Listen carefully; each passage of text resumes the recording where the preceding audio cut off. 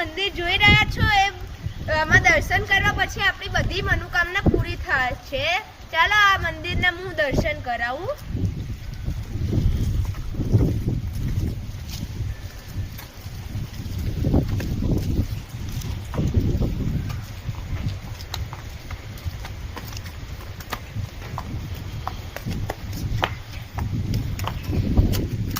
चल आगे चप्पल काट नाखो કાઢું છું હાલો आगे जाओ।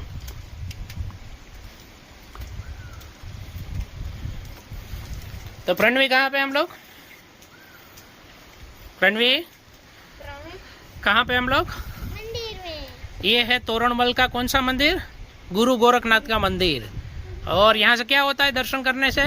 सबकी मनोकामना पूरी पूर्ण होती है। सबकी मनोकामना पूर्ण होती है। और ये है यशवंत लेक के बिल्कुल बगल में। और ये देख रहे हैं आप यहाँ का यशवंत लेक का और मंदिर का ब्यूटीफुल नज़ारा।